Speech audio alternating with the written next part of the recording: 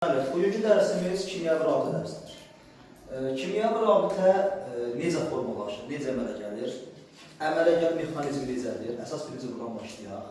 Ümumiyyətlə, kimyəvi rabitələr birləşmələrdə, molekullarda, mürəkkəb maddələrdə, hər hansı bir maddənin tərkibində ən azı iki element atomları biri-birinə bağlayan qüvvələrin cəmidir, biri-birinə bağlayan.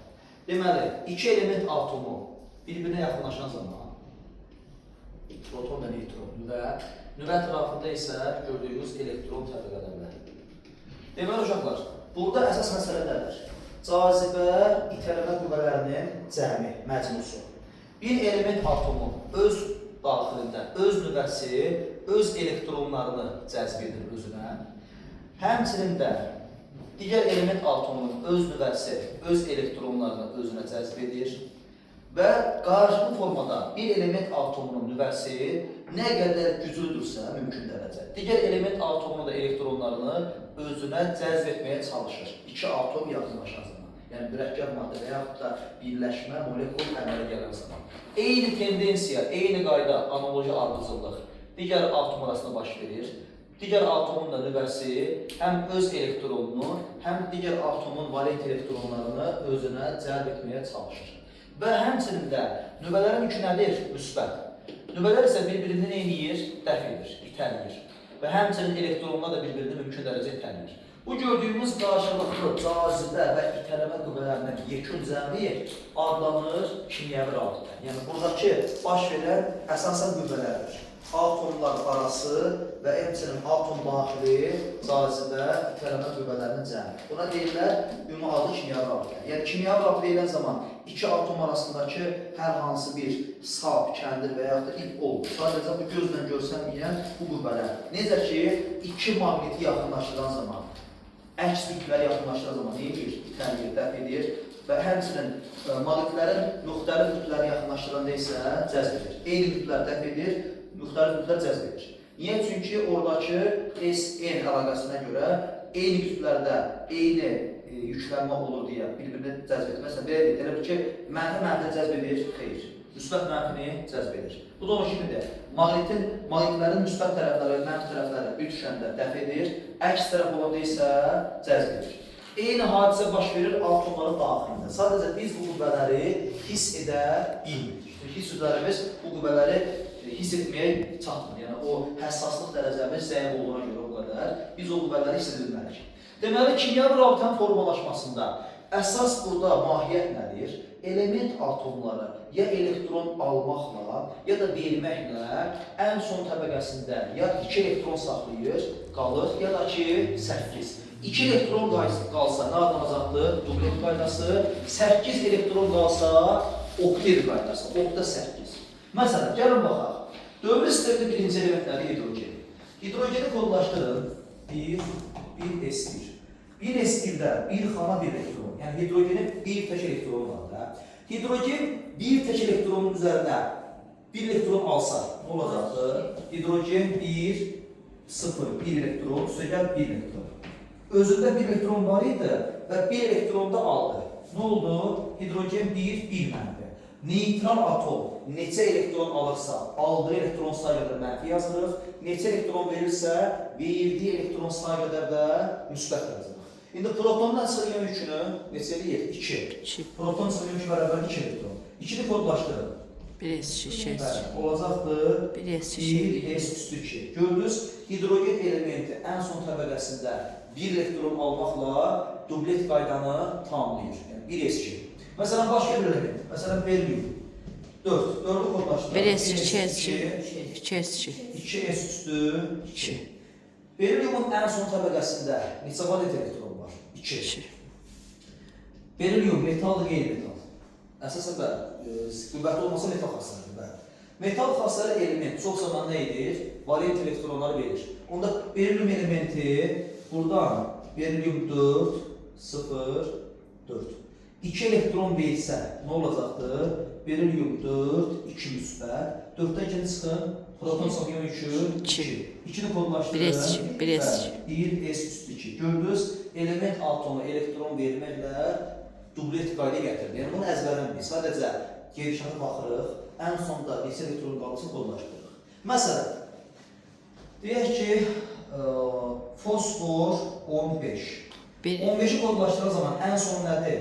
1s2s2p6, 3s2, 3p3. 3s2, 3p3-də neçə valent elektron var? 5 dənə.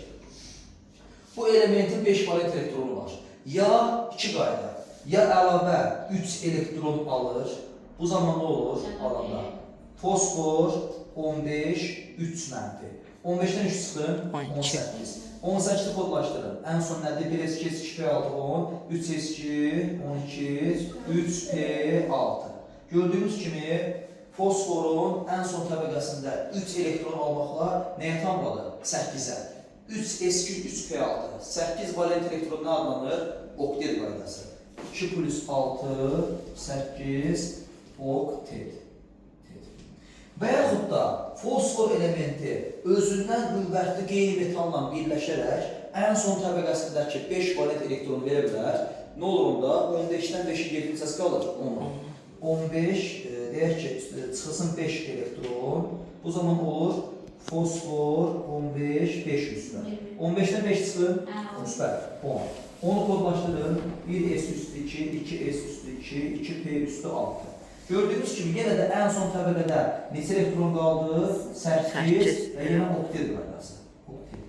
Yəni burada əsas mahiyyət nədir? İstər elektron almaqla, istər elektron verməklə ən son təbəqəsində 8 və ya 2 elektron saxlamalıdır. Sizcə niyə? Niyə atomlar can atır ki, ən son təbəqəsində ya 8 ya da 2 elektron qalsın?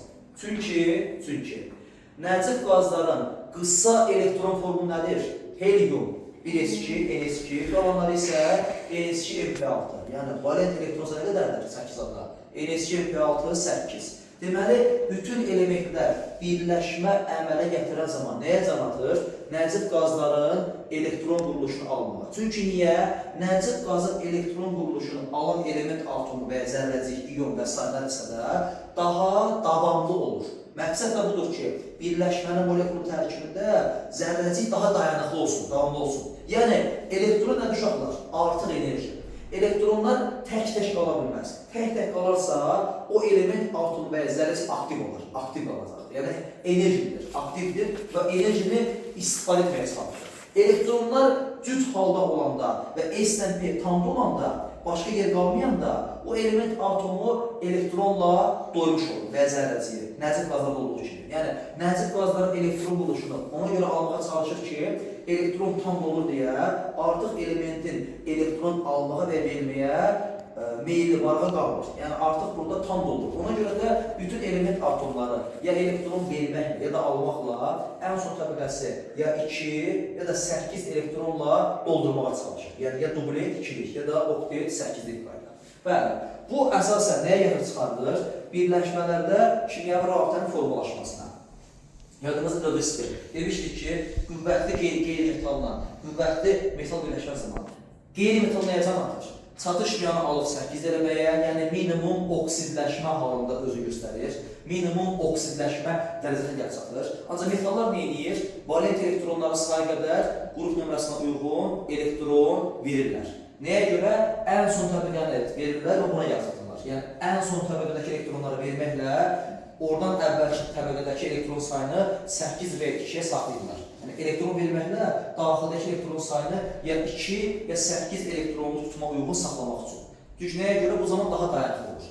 Bəli, kimyəvi rabitənin formalaşmasında əsas mahiyyət elektron almaq və ya verməklə dublet və oktet qaydaya uyğun gəlməkdir. İndi buna uyğun da gəlin baxaq görək, kimyəvi rabitənin hansı formaları, hansı növləri var və hansı mexanizmlər kimyəvi rabitələr əmələ gəlir.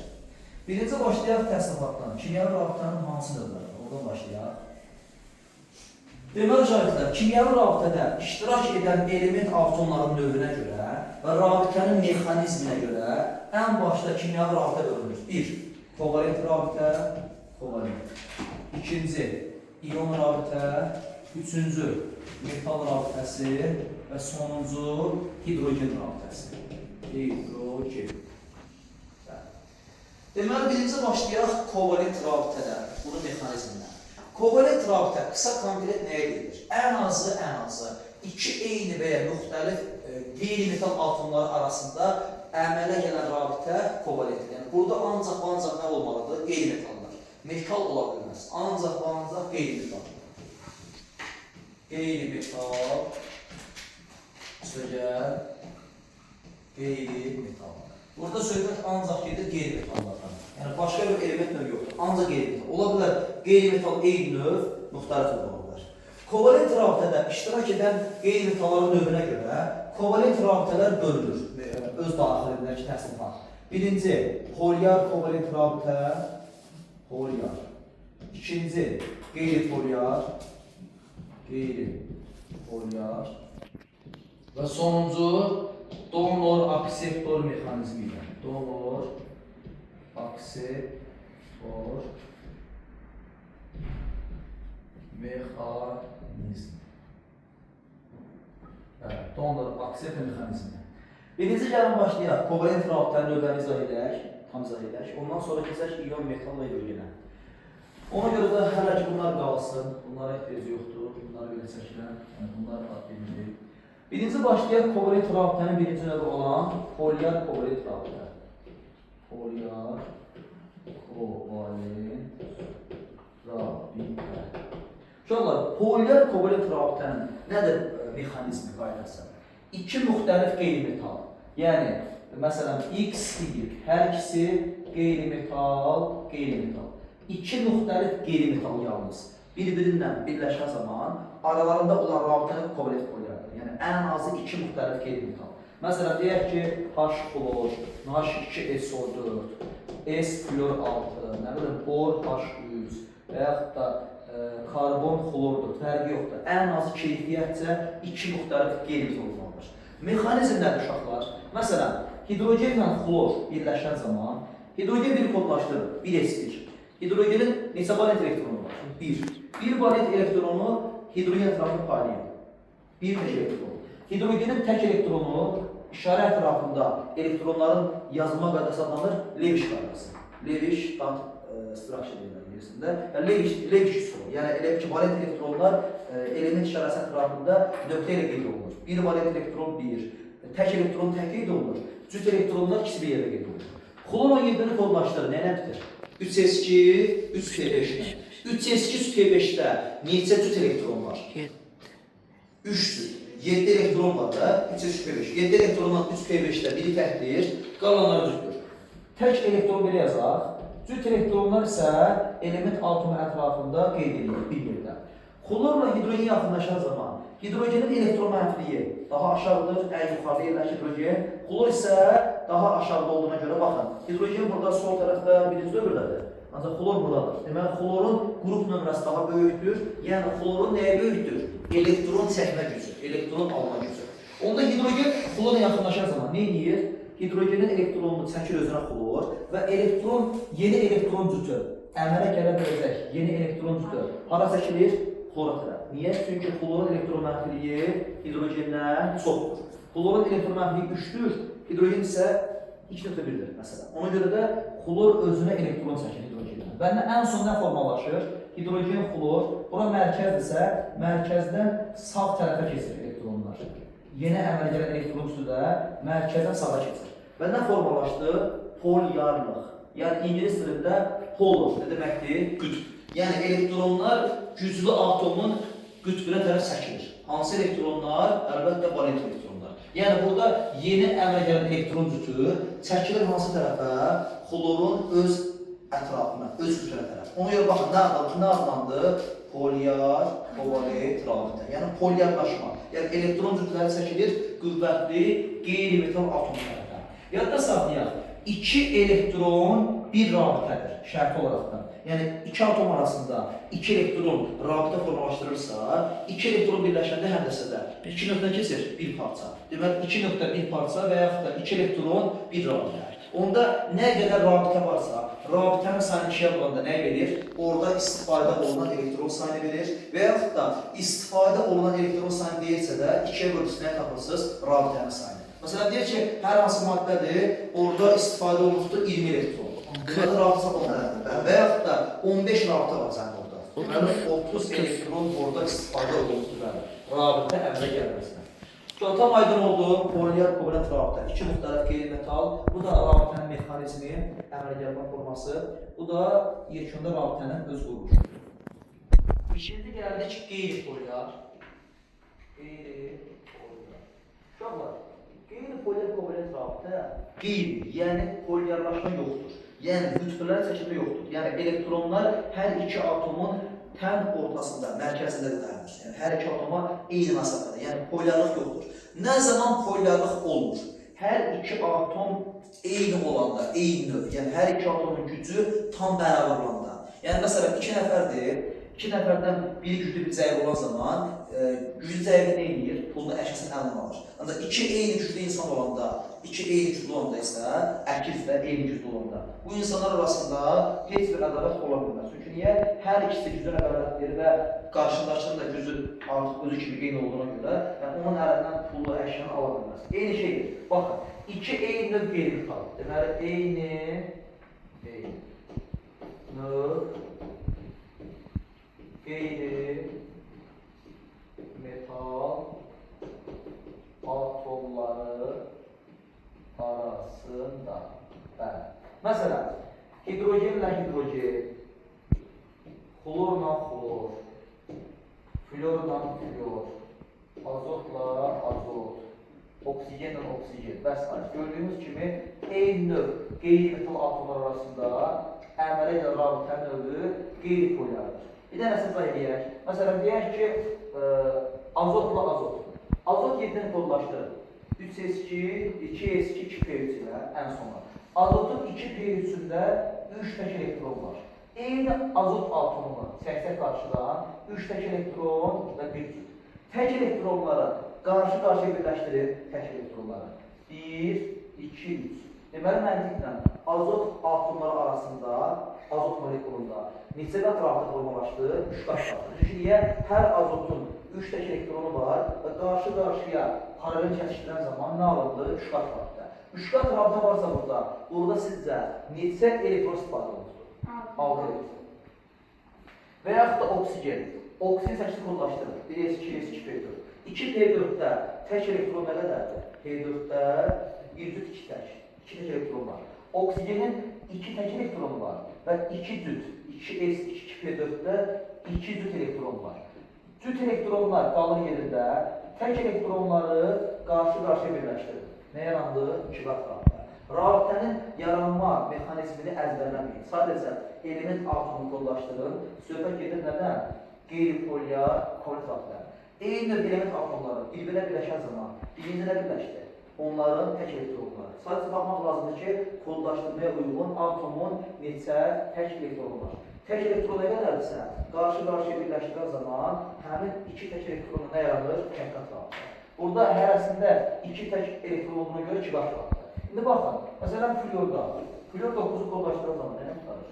2s2, 2p5. 2p5-də tək elektron nə qədər?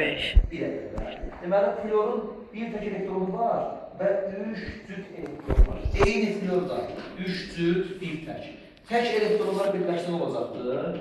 Flor, 2 tək elektron yaxınlaşır və cüt elektronlar yerində qalır.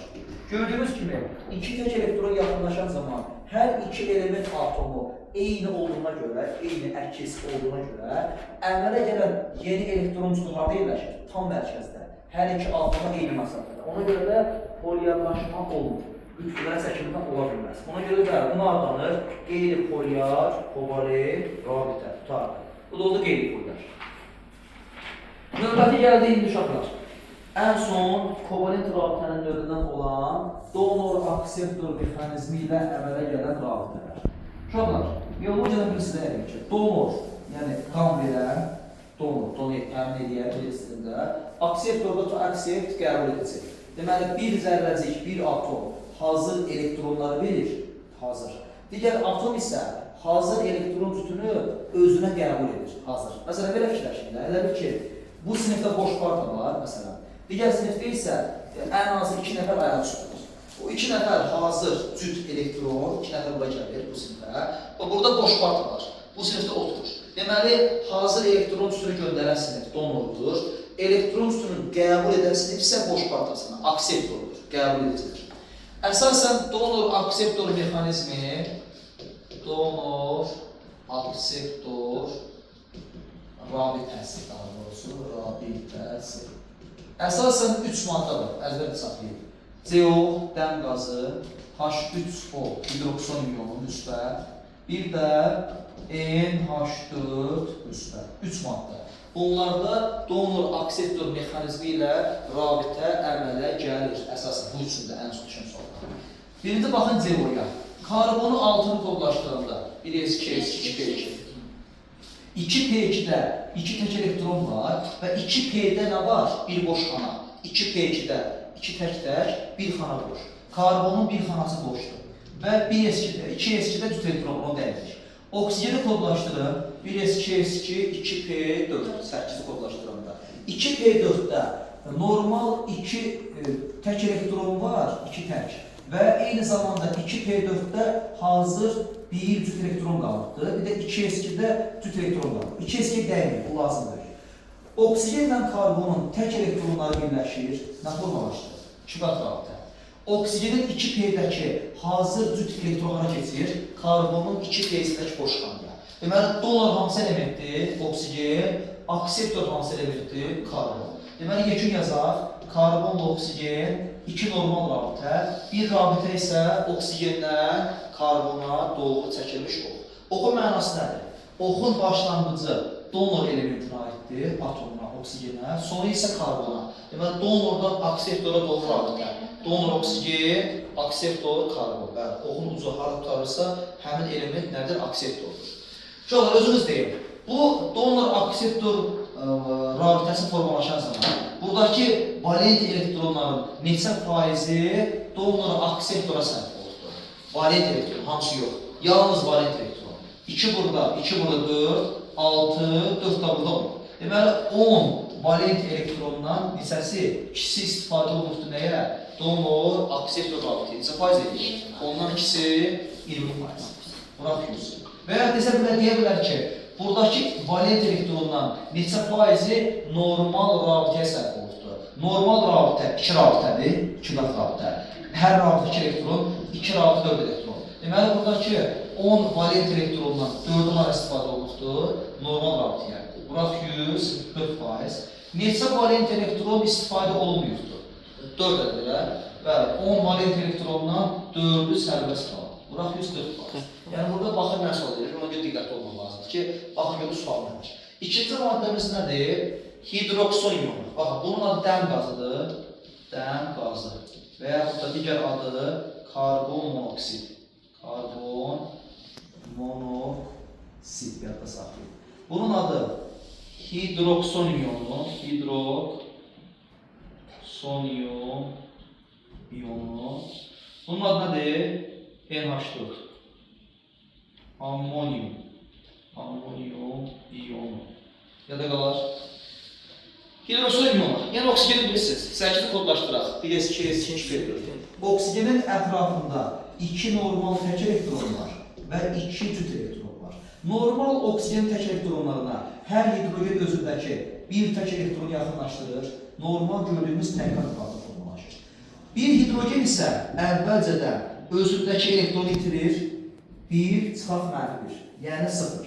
Hidrogen 1, müsbət 1, bir də 1 çıxır 0. Yəni bu hidrogen iyonunun nəyi yoxdur? Elektronu yoxdur, boş xanadır. Hidrogen katyondur. Yəni katyon deməkdir müsbət. Bunun elektronu yoxdur artıq. Elektronu itirmiş hidrogen yaxınlaşır oksigenin hər hansı bir cüt elektronuna. Deməli, hazır cüt elektron hara keçir? Oksigenin boş xanasına. Yəni donor oksigendir, akseptor hidrogendir. Yazaq sadə formunu. Deməli, oksigenin hidrogenə. Donor akseptor rabitəsi və digər rabitə isə normal rabitə. 1, 2. İndi siz baxın. Bu rabitədə valent elektronların, diqqətli olun, valent elektronların neçə faiz istifadə olunubdur? Donor akseptor rabitəyə. Valent elektron 2 burada, ikisi burada, ikisi burada, ikisi də burada. Cəmiyyət edir 8 elə. 8 valent elektrondan ikisi istifadə olunubdur bu. Donor akseptor neçə faiz edir? 25%. 8 valent elektrondan neçəsi normal istifadə, bax, normal rabitəyə. Normal rabitə, ikisi burada, ikisi burada. 8-dən 4-dür. Normal kovalent rabitəyə 4 istifadə olunur. Yəni ki, 50%. Neçə valent elektron istifadə olunmuyubdur? 8 valent elektrondan baxın. 2, 4, ikisi burada. 6, ikisi burada 8. 8 valent elektrondan ikisi ümumiyyətlə istifadə olunmuyubdur. Yəni 8-dən ikisi 20%. Bəs desə ki, bunun daxilindəki hər 3 atomun hidrogenlər və oksigen, bütün elektronların neçə faizi donor akseptora sərf olur? Bütün deyən zaman nəyə baxırsınız? Oksigen və hidrogenin daxilində xaricdə olan bütün elektronların cəminə. Siz neçə eləyir? Bir oksigenin 8 protonu, yəni 8 elektronu var. Oksigen 8. Hidrogenin isə 1. Bu hidrogen elektronu yoxdur, hamı saymıyor. Bunları saymıyor. 2 hidrogen 2 elektron, bir oksigende 8, cəmi eləyir 10. 2 plus 8, 10. Cəmi 10 elektron var ümumiyyətlə. 10 elektrondan neçə istifadə olunubdur donor akseptora? İkisi. 10'da 2. Bura 20%. 10 elektrondan neçə elektron istifadə olunubdur normal rabitəyə? 4'də də, ikisi burada, ikisi burada. Neçə eləyir? 10'dan 4'ü, yəni 4%. 10'dan 4'ü. Bəs neçə elektron istifadə olunmuyor ümumiyyətlə? 10'dan 2'si, bəli, yekun elektron sayısı. 10'dan 2'si istifadə olunmuyor, bəli, 20%. Yəni burada riyaziyyatda sadəcə baxmaq lazımdır ki, nəyi sorucur? Bütün elektronlara görə deyir, yoxsa valent elektronlara görə deyir, yadda qalsın. Bu oldu, deməli, hidroksol iyonundakı donor akseptor rabitənin mexanizminə, əməliyyat mexanizminə. Ən sonuna qaldı uşaqlar, NH4, yəni ammonium iyonu.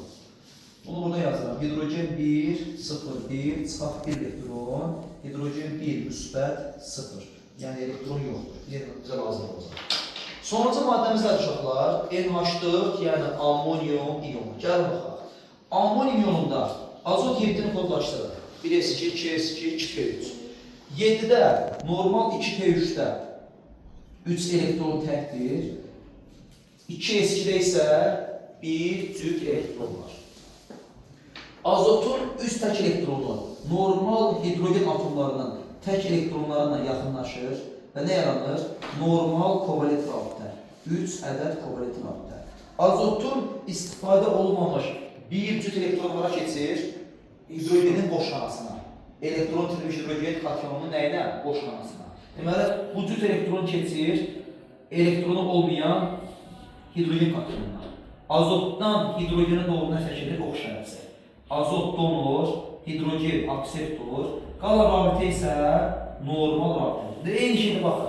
Burada sizcə neçə valent elektron var demək? İkisi burada, ikisi burada, ikisi burada, ikisi burada. 8. 8 valent elektrondan neçəsi normal rabitəyə sərf?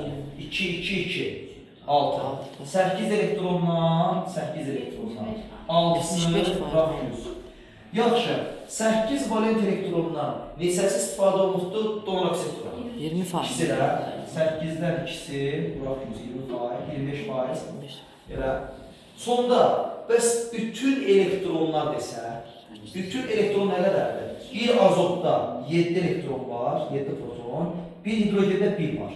Bu hidrogen elektron gətirməyibdir. Bir azotda 7, 7. 3 tane hidrogende isə 1, 1, 1. Mesela da 10. Bütün elektron sayısı bunu saymıyor. Bu hidrogende elektron yoxdur özündə. Özündəki sayı yoxdur özündə. Bütün elektron sayısı 10 ədəddir. 10 ədəddən neçə istifadə olunubdur donor akseptora? 2'si. 10'dan 2. Bak 100. 10 ədəddən neçə istifadə olunubdur normal rabitəyə? 6'sı. 2'si donor akseptor. 6 elektron isə normal rabitə. Yəni 10'dan 6'sı. 60 bu. 60%. Demək gördüyünüz kimi bütün elektron deyilən zaman daxildəki və xaricdəki elektronlar toplayırsınız. Valent elektron deyilən zaman isə ən son təbəqədə rabitə əmələ gəlməsində iştirak edə biləcək elektronlar. Yadda qalacaqlar. Valent elektron ən son təbəqədir, ancaq daxil təbəqə deyilən zaman bütün elektronlar. Bu da oldu donor akseptor mexanizmi ilə əmələ gələn rabitə. Yadda saxlayın. Bax, bir CO-da bir ədəd donor akseptor rabitəsi var. Bir CO-da. CO-nun sayı nə qədərdir? Məsələn, baxın, deyək ki, CO-nun sayı 5 ədəddir. Helium CO 6 ədəddir. 6 ədəd CO varsa, burada neçə donor akseptor mexanizmi rahatı var? 6 ədəd. CO-nun sayı qədər. 6 dənə CO, 6 ədəd. Və yaxud da buna baxın, NH4, 3, PO4.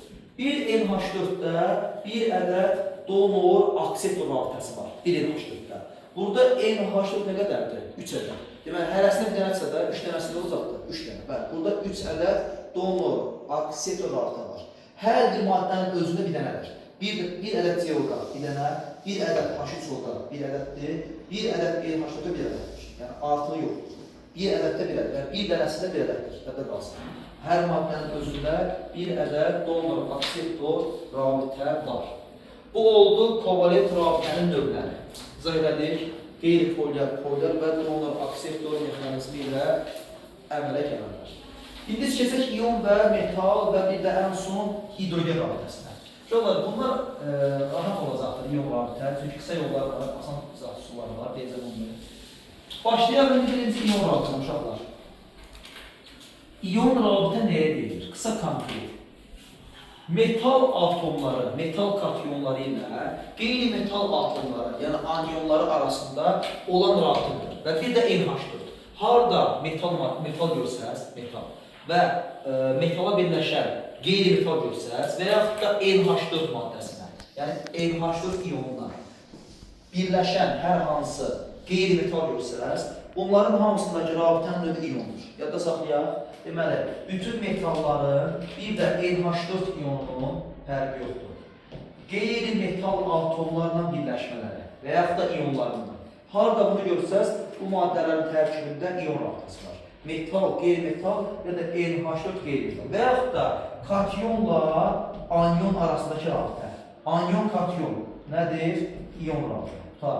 Anyonla katyon arasındakı olan rabitənin növləri iyonlar. Məsələn, diqqətlə bax. Məsələn, kalium xlor, bir növ metal, bir növ qeyri-metal, iyon rabitə. Məsələn, kalsium flor 2, bir növ metal, bir növ qeyri-metal, iyon rabitə. Bir metalat birdən çox növdə qeyri-metal birləşsə, o maddənin tərkibində həm də kovalent rabitə olma ehtimalı var. Baxın, məsələn, kalium 2SO4. Deyir, burada hansı rabitə növləri var? Həm kaliuma görə iyon rabitəsi var 100%, həm də iki müxtəlif qeyri-metal atom var deyə, burada həm də nə ola bilər? Kovalent, polyar. Niyə? Yadda saxlayaq. Metalın oksidləşmə dərəcəsi və yaxud da metalın valentliyi, qrupu nömrəsi 1 olarsa, mümkün dərəcə və ya kiçik olarsa, 100% orada həm də kovalent rabitə var, 100% var. Çünki niyə? Bir kalium bir qol var. Neçə kalium var? 2 ədəd. 2 ədəd kalium uzaqbaşı birləşə bilər 2 oksigenlə. Qalan oksigenlə düşük arasında olacaqdır. Kovalent, polyar, 2 müxtəlif qeyri-metal. İkinci ən rahat yol nədir uşaqlar? Deyəcəm. Oksigen çox zaman hər zaman olur 2 qollu. 2 valentli, 2 qollu, yəni mənfi 2 yüklü. Oksigenin ayağındakı rəqəmi vurun üzərində 4/8. Deməli, burada cəmi 8 rabitə var. 8 rabitə. Metalın da ayağını vurun qrupu nömrəsinə, yəni valentliyə. 2 vuraq 1, 2. Metalın sayını, ayağındakı sayını yükünə, indeksin yükünə, valentinə vuran zaman bərabər iyon rabitə. Baxın. Deməli, N metalın ayağındakı say, bura metalın yükü və yaxud da valenti. Bərabərdir iyon rabitənin sayı. İyon rabitə. Yadda saxlayaq. 2-lər 1, 2. 8 rabitənin ikisi iyondur. Qalan 8 çıxın 6-sı. 6-sı kovalentdir. 6 kovalent rabitə var. 2 iyon rabitəsi var. Yadda saxlayaq. Yəni, ən rahat qayda budur. Mürəkkəb maddəni görsəniz, bunun yenə də iyon rabitənin digər izahlarında, bir də oksidləşmə dərəcə, valentlik qaydalarında izah edəcək. Ən rahat qayda budur. Metalın ayağındakı sayını vurun yükünə, iyon yükünə vurun, ən yaxşı, iyon yükü, müsbət bir. Metal bıraq iyon yükü, bərabərdir iyon rabitənin sayına, oksigenin sayı bıraq 2, cəmi rabitənin sayına, cəmi rabitənin sayına iyonu çıxır, 8 çıxaq 2, qaldı 6. Bir də baxaq daha mürəkkəb maddə. Baxın, alüminium 4, P2O7, 3. Bir burada cəmi neçə rabitə var və neçə iyon rabitə var, neçə polyar kovalent rabitə var. Baxın. Deməli uşaqlar, birinci qayda, oksigenlərin sayı nə qədərdir? 3 dəfə 7. İndekslər budur, 3 vuraq 7, 21. 21 2-yə vurursunuz, oksijenin çox zaman göstərdiyi valentliyə 2-yə vurun, neçə eləyir? 42. 2. Burada cəmi 42 rabitə var. Yəni 7 vuraq 3 vuraq 2. 42 rabitənin 42 rabitənin metalın sayını vurun yükünə. Alüminium çox zaman 3 müsbət 3 yüklü iyondur, 3 müsbət iyondur. Alüminium sayını yükünə vurun. 4 dəfə 3 12. 42 rabitənin 12-si iyondursa, yerdə qalan 30-u nədir? Bu qədər. Yəni bu maddəni açıb yazmaqdansa ən rahatı oksigenlərin sayını 2-yə vurursunuz, bərabər cəmi rabitənin sayına, metalın sayını vurursunuz yükünə, iyon yükünə, bərabər iyon rabitənin sayına və cəmi rabitənin sayına çıxır iyon rabitəni bərabərdir kovalent rabitə. Bu daha rahat olur, yada saxlayın. Uşaqlar, iyon rabitəli birləşmələrdə metal nə qədər qüvvətli, qeyri-metal nə qədər qüvvətli olarsa, iyon rabitə bir o qədər möhkəm olur. Və yaxud da metal eynidirsə, qeyri-metal nə qədər qüvvətli olarsa, iyon rabitə daha da möhkəm olar. Məsələn, ən qüvvətli metal orada, deyək ki, sezyumdur, fransiyum radioaktivdir. Ən qüvvətli qeyri-metal nədir? Ən yuxarı əsasdır, flordur. Deməli, sezyumdan flor arasındakı rabitə daha qüvvətli iyon rabitədir. Niyə görə? Həm metal qüvvətli, həm qeyri-metal. Metalımız eyni olarsa, məsələn, baxın, natrium flor, natrium xlor, natrium bromid, natrium yodid. Baxın, deməli, metal eyni olan zaman, qeyri-metal nə qədər qüvvətli olarsa, iyon rabitə möhkəm olur, iyon rabitə xarakteristikası. Yox, qeyri-metal zəifləyirsə, iyon rabitə də ona uyğun zəifləyir. Çünki niyə? İyon rabitənin möhkəmliyi metalla qeyri-metal arasındakı nəyə baxır? Gərginliyə, fərqə. Bu nəyin fərqidir? Elektro-mənfi fərqi.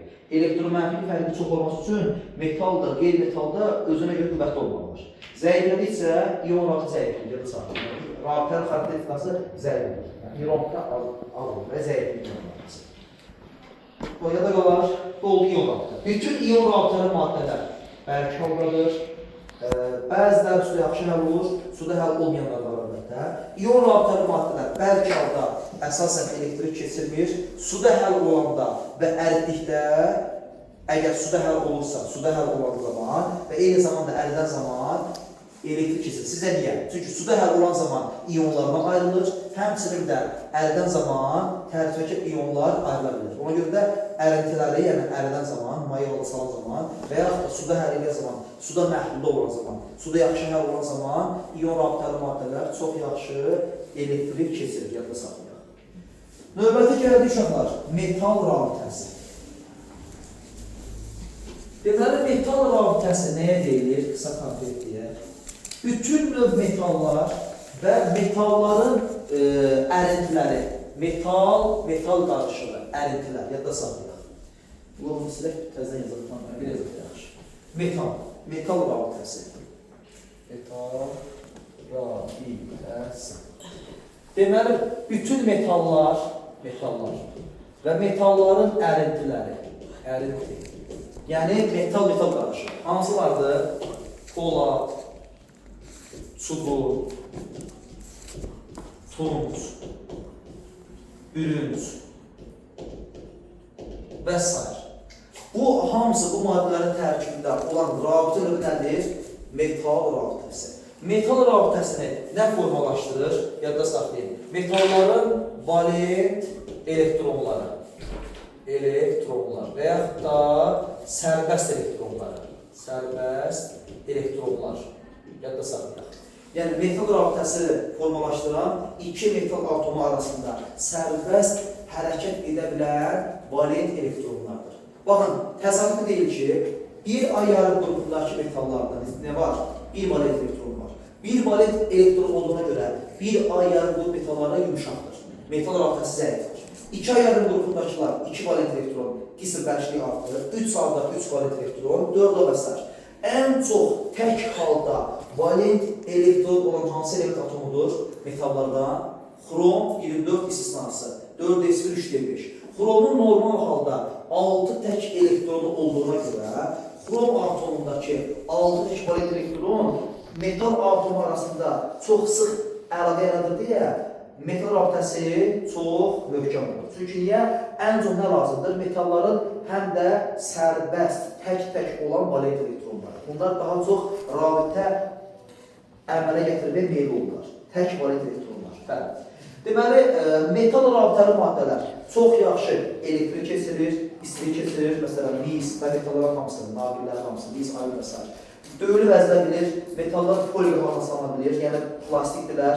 Məsələn, 1 qram qızılı 3 kilometr uzunluğunda və 0,5 mm qalınlığında döyüb əzliyorlar. Nazik belə, az qala, çox nazik var, belə qızıl folqalar belə, çox nazik, çox bəzi şokoladlar üzərində ötürülür və yaxud da bəzi bəzək əşyalarında, bəli, çox nazik formada. 1 qram görüşdə, məsələn, haradasa 2 kilometrə qədər döyülməzdirlər, nazik formada, saf formasında, çox nazik və saç teli formasında nazik formada döyülməzdirlər. O qədər yumuşaqdır, bəli, yumuşaq. Deməli, uşaqlar, Düşür. növbəti. Metal rabitəsi olan maddələr çoxsu bərkaldadır, istisna siz deyil. Cibər, öncü, cibər. Maye halında olan metaldır. Qalan metallar bərkaldadır, bir dənə cibər maye haldadır. Bəli. Normal otaq temperaturunda cibər 0 dərəcədə maye haldadır. Cibərin donma temperaturu -38-dir. Yəni, -38 dərəcədə cibər bərkalda olur. Normalda isə 0 dərəcədə və s. -10-da və yaxud hətta -15-də maye haldadır. Ancaq və ancaq -38 dərəcədə cibə bərkala keçir. Ondan yuxarıda isə, yəni 37, 36, -35 və s. ancaq maye haldadır. Bu da oldu ən son, axıra yaxın, bəli, metal rabitəsi. Ən son nə qalmış ona bir dənə? Hidrogen rabitəsi. Gəlin baxaq görə nə edir? Hidrogen rabitəsi adından məlum olduğu kimi tərkibində hidrogen olmalıdır. Hidrogen rabitəsi. Hidrogen elementinin 3 element, telefon sözündəki fon, yəni F, flor, O, oksigen, bir də N, azot. 3 elementin hidrogenlə əmələ gətirdiyi, birbaşa əməl etdirdiyi birləşmələrdə, yəni hidrogenlə 3 elementin birbaşa əlaqəsi olmalıdır. Hidrogenlə flor birləşdirir. H, flor, hidrogen, oksigen, H2O, bir də H2O2, bir də tərkibində oksigenlə H birləşməsi olan maddələr, yəni OH birləşmələr, karbon hidrogen maddələrinin OH birləşməsi, spirtlər, spirt, karbon hidrogen maddələrinin COH birləşməsi, karbon turşuları, üzvi turşular, karbon hidrogen birləşmələrinin NH törəməsi, yəni aminlər. Yadda saxlayın. Əsasda birlik dağılır. Yəni, ən azından hidrogen sayı qalmalıdır. Əgər azota birləşən hidrogen sayısı qalmazsa, orada olmaz. Yəni, azotla H arasında əlaqə birbaşa olmalıdır. Yəni, buna əzəliyyət yoxdur. Baxırsınız ki, hansı bu 3 elementin hidrogenlə birbaşa əlaqəsi var. Birbaşa əlaqəni görsəz, rabitə görsəz, o maddələrdə hidrogen rabitəsi var. Yox, əgər azotun, florun və ya hidrogenin yanında, oksigen yanında H görməsəz, hidrogen görməsəz, orada həmin rabitə ola bilməz. Yadda saxlayaq. Hidrogen rabitəsi azotla NH3, bir də bayaq dedim, karbonlu hidrogenli birləşmələrin NH2 törəməsi, bir də karbonlu hidrogenli birləşmələrin COOH-la yenə NH2 törəmələridir. Yəni, amin turşular. Amin turşuları. Bunlardan. Bunların hamısında hidrogen rabitəsi var. Hidrogen rabitəsi 3 nöqtə ilə olur. 3 nöqtə ilə. Baxın necə. Bir mərkəzi atomun özü, bir molekuldakı mərkəzi atom, məsələn, sudakı oksigen 3 nöqtə ilə əlaqə qurur, digər su molekulundakı hidrogenlə. Baxın, bu ardıcıllıq hər zaman qorunur. Buradakı suyun oksigeni 3 nöqtə ilə digər su molekulundakı hidrogenlə əlaqə qurur. Buradakı hidrogen də 3 nöqtə ilə oksigenlə. Yəni, molekullar arası bir baxın. Bu yazdığım nə sayılır? Molekullar arası hidrogen rabitəsi. Burada saxlayaq. Molekullar arası hidrogen rabitəsi. Hidrogen rabitəsi. Bir də var uşaqlar. Daha doğrusu molekul daxili, arası yox, molekul daxili. Yəni, düzdür, molekullar arası gedir arasında, düzdür. Bir də var molekul daxili, eyni molekulun öz daxilində. Məsələn, baxın, karbon O, deməli, H, CH3, C deməli O daha doğrusu yazacaqdan OH C deməli OH. Bir molekulun daxilindəki bir karbondakı oksigenlə digər karbondakı OH-ın taşı arasında baxın. 3 nöqtə. Bu gedir molekul daxili. Yəni eyni molekulun daxilində, bir molekulun daxilində bir karbondakı oksigenlə digər karbondakı OH-ın taşı arasındakı olur molekul daxili. Molekul daxili. Hidrogen rabitəsi. Hidrogen rabitəsi. Nədə saxlayaq? Molekul daxili hidrogen rabitəsi. Hidrogen rabitəsinin maddəyə verdiyi hansı üstünlüklər var? Baxın. Hidrogen rabitəsi olan maddələr əsasən bərk halda, bir də maye halda ola bilər. Yəni qaz halında olmur, istisna bir dənə karbon turşularında ola bilər, uzaqlaşır bunlarda. Qalanlarda yoxdur. Hidrogen rabitəli maddələrin ərimə qaynama temperaturu əksər polyar, qeyri-polyar rabitəli maddələrdə yüksək olur. Yəni məsələn baxın, su molekulunun kütləsi H2O 18-dir, 18 qramdır. Ancaq altan alt qrupundakı ikinci element kükürdün hidrogenlə birləşməsi H2 isə kütləsi 34-dür. Su molekulu adi şəraitdə maye haldadır. H2 isə adi şəraitdə qaz halındadır. Niyə? Səbəb nədir? Hidrogen rabitəsi. Çünki su molekulunda adi şəraitdə gördüyümüz kimi hidrogen rabitəsi olduğuna görə su molekulları bir-birinə yaxın qalır. Yaxın qalan zaman, məsafə azalan zaman maddənin aqregat halı hansı hala keçir? Qazdan mayeyə. Çox yaxın olsa bərk halda. H2S maddəsində isə aralarında hidrogen rabitəsi olmadığına görə H2S maddəsi bir-birindən cazibəsi çox zəifdir. Yəni iki H2S molekulu bir-birini çox zəif cəzb edir. Ona görə də bunların arasındakı cazibə zəif olduğuna görə bunlar bir yerə yığıla bilmir. Ona görə H2S maddəsi qaz halına keçir tez. Ancaq su molekulu, su maddəsi adi şəraitdə qaz halına keçmir. Çünki niyə? Onun molekullar arasındakı hidrogen rabitəsi daha möhkəmdir. Baxın, məntiqi bir sual. İlk anlaşlar dərsində demişdik ki, əksər maddələrə sıxlığı qaz halından maye halından bərk hala keçən zaman artır. Ancaq istisna maddə demişdik su idi ki, su maddəsi maye haldan bərk hala keçən zaman sıxlığı azalır. Niyəsi? Bax, bu dərsin aiddir. Niyə? Çünki su molekulu maye haldan bərk hala keçəndə hidrogen rabitəsi daha da artır və iki su molekulu arasındakı məsafə, boşluqlar olur deyə həcm artır. Həcm artan zaman sıxlıq azaldığına görə su maye haldan bərk hala keçəndə sıxlığı azalır, həcmi artır və ona görə də buz suda batır. Yəni suyun buz forması olanda bərk halda o daha yüngül olur və həcmi genişlənir. Ona görə qış aylarında su çənləri və s. dolan zaman kapron su çəni və s. və dəmir çənlərdə partlayır. Niyə partlayır? Ağızlara kimi dolursa da su genişlənir dolanda, buzun həcmi artır deyə. O da həcm genişlənməsinə görə qabın həcmindən kənara çıxır deyə qabı dağıda bilir, qabı çatılır və ya da qabı qıra bilir. Hətta şüşə qabı soyucuya qoyan zaman olur, o içindəki maye tam dolanda şüşə partlayır. Çünki niyə? İçindəki olan su maye halda bərk hala keçir, genişlənir deyə su belə bir də həmin o şüşə qab çatlayıb qırıla bilir. Çünki genişlənmə olur. Bu da onun elimiz var. Hidrogen rabitəsi olduğuna görə da saxlayır. Hidrogen rabitəsi suyun maye halında 40% olarsa da bərk halında, buz halında olur 80%. Deməli, get-gedə hidrogen rabitəsi artır. Rabitənin sayı miqdarı artdığına görə də daha da genişlənmə olur. Ona görə su maye haldan bərk hala keçən zaman genişlənmə daha çox olur, genişlənmə, həcm artması. Amma görürsə, məsələn, buz, iceberglər okean və dənizdə üst-üstə qalır. Çünki niyə batmır? Onun həcmi çox olduğuna görə bata bilir, batmır. Bu da belə uşaqlar. Ən son qaldı orbitalların örtülməsinə görə rabitənin tipləri. Sigma və pi rabitələr. Bunları deyək, qeyd elədiniz. Qeyd götürdünüz.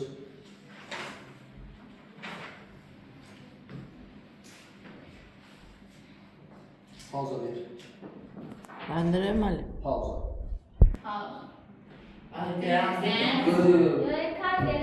Və bəli. Pi, sigma belə, bir də pi. Rabitəsi. Başlayaq.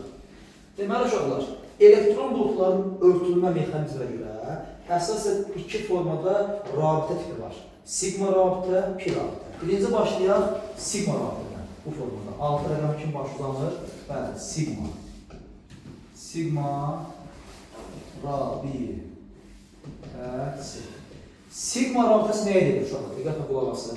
Deməli, elektron buludlar kəsişən zaman onların mərkəzindən kəsişməsi eyni xətt üzrə düşürsə də, baxın, mərkəzlə kəsişmə eyni xəttə düşürsə də, bu rabitənin növü olur sigma. Orbitalların kəsişməsinin mərkəzi haradadır? Eyni xətt üzərində. Bu hansı uşaqlar orbitallarıdır? Külə formalı. S orbitalı. Deməli, S kəsişmə sigma ola bilər və yaxud da P orbitalı kəsişmə, baxın, bu formada. P kəsişməsi, deməli, bu formada olanda yenə olur sigma rabitə. Sigma rabitə, P kəsişməsi. Bunlar əsasən sigma rabitədir. İki atom arasında təhqiqat rabitə görsəz, təhqiqat rabitə ancaq sigmadır. İki atom arasında təhqiqat rabitə sigma rabitədir, yalnız, yada saxlayalım. İndi gəldik pi rabitəsinə. Pi rabitə nəyə deyilir? Pi rabitəsi. Qısa konkret. İki orbital kəsişən zaman onların kəsişməsi ilə mərkəzləri eyni xəttə düşmürsə, baxın, bu kəsişmə, bu da bunların mərkəzidir.